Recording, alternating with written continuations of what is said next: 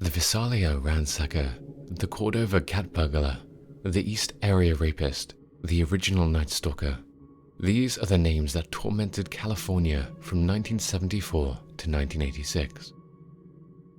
But were they really 4 different assailants? Was there any connection at all between the felonies? Can someone actually get away with murder? For over 40 years, Joseph James DeAngelo thought he did. He is now known as the Golden State Killer.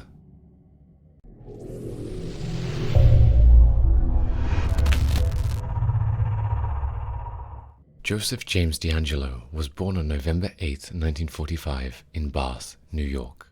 He has 3 siblings, 2 sisters, Rebecca and Connie, and a brother, John. None of them had a happy childhood. Their parents, Joseph James DeAngelo Sr. and Catherine Lewis DeGroat, used to abuse and neglect them.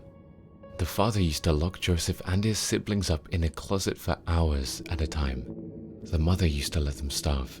Both used to beat them, Joseph being the one who got the worst of it. As if their parents' abuse was not enough, when Joseph was 9 or 10, he witnessed Connie being sexually assaulted by 2 military members. During the following years, Joseph became an abuser himself. As a teenager, he used to torture and kill animals and lurk around the area he used to live in. Following in his father's footsteps, Joseph too enrolled.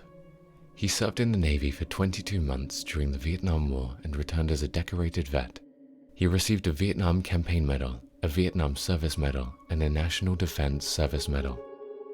After the service, he enrolled in college and obtained a degree in police science. In 1972, he graduated from the Sacramento State University, California, with a bachelor's degree in criminal justice. In 1973, he obtained a job in the burglary division of Exeter, CA Police Department. In 1976, he moved to Auburn Police Department.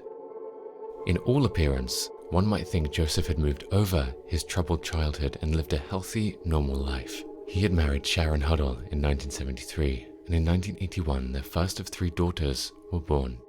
But was he really living an ordinary life? We wouldn't have been talking about him now if he did. In 1974, the Visalia Ransacker and the Cordova cat burglar were born. Using everything he had learned about burglaries as a police officer in the burglary division, DeAngelo started his own prolific criminal career. From 1973 to 1976, he had committed 120 break-ins in Visalia, getting the name the Visalia Ransacker. Since he worked as a cop, he knew how to be cautious and not get caught. After breaking into the house, he used to open various windows and doors so he could have multiple routes to escape. And not only that, he always wore different clothes, gloves, and a different ski mask. He also placed a cup or a plate near the bedroom doors to alert him if the owners woke up. He had to do that since he liked to spend hours inside homes. His twisted mind was not satisfied with just grabbing some valuable object and going. No, his interests were completely different. He enjoyed searching through women's clothing and stealing personal objects. And there were moments when he took just a cufflink or just one earring. But Visalia was not enough for him. DeAngelo carried out a chain of burglaries in Rancho Cordova, near Sacramento, sometimes breaking into multiple houses at night. He even broke twice into his childhood home. This short spree gave him the name the Cordova cat burglar naturally.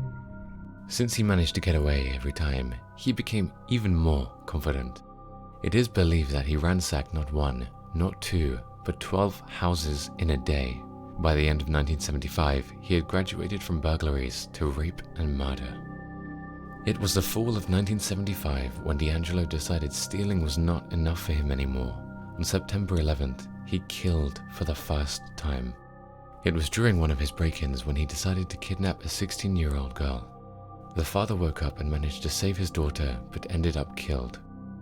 1 month later, this time in Rancho Cordova, he assaulted the mother and her 2 daughters. He did almost get caught in December 1975. At this point, almost every home in Visalia was under surveillance. While leaving after one of his robberies, a detective saw him and held him at gunpoint. DeAngelo dropped the stolen items, removed his mask, and acted like he was surrendering. But it was just a ploy. He took out his gun and fired at the detective.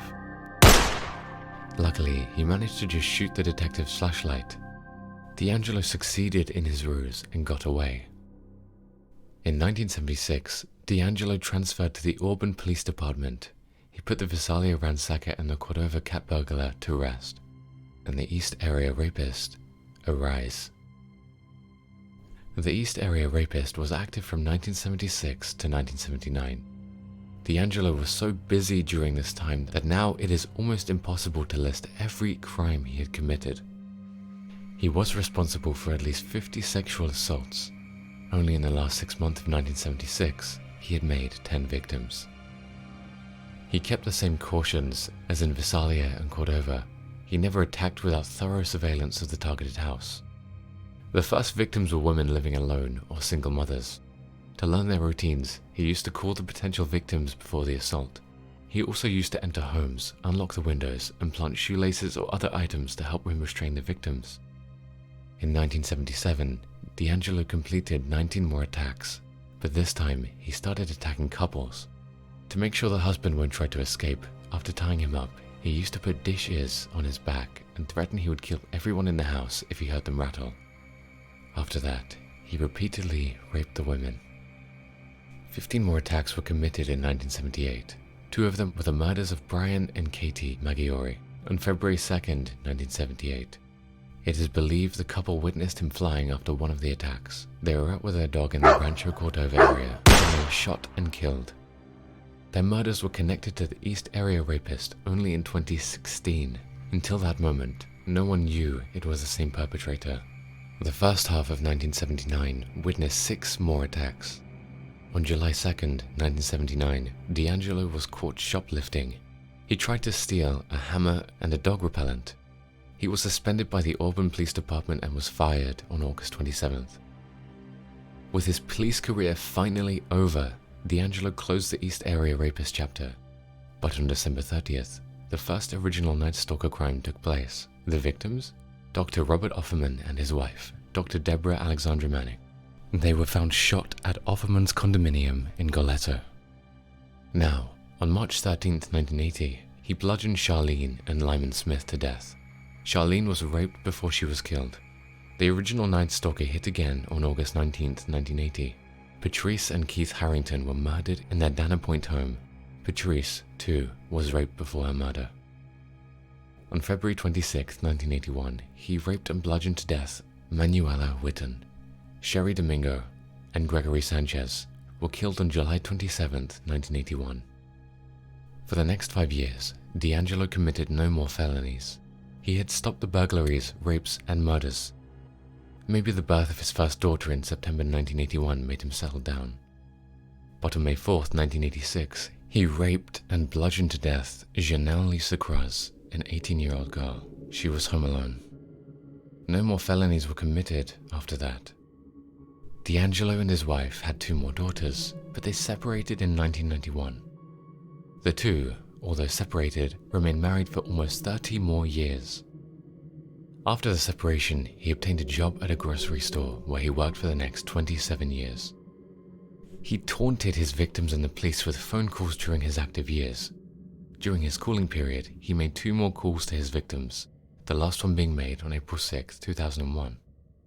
DeAngelo continued to live as a man without any worry in the world. He was sure he got away with everything he did.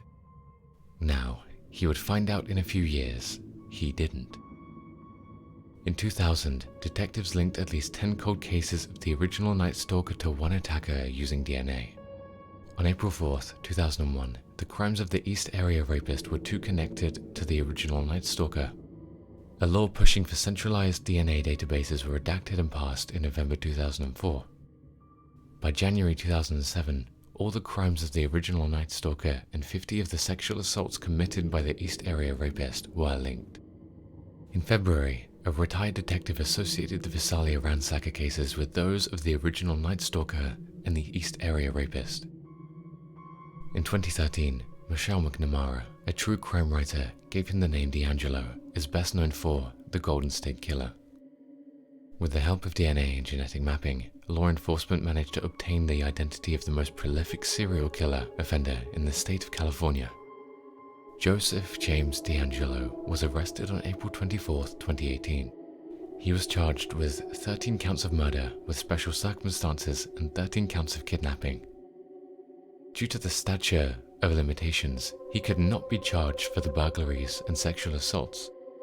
He pleaded guilty to 88 charges on June 29, 2020.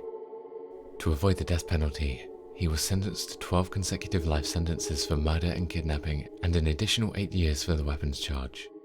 DeAngelo is now incarcerated in California State Prison, Corcoran's Protective Housing Unit and Death Row.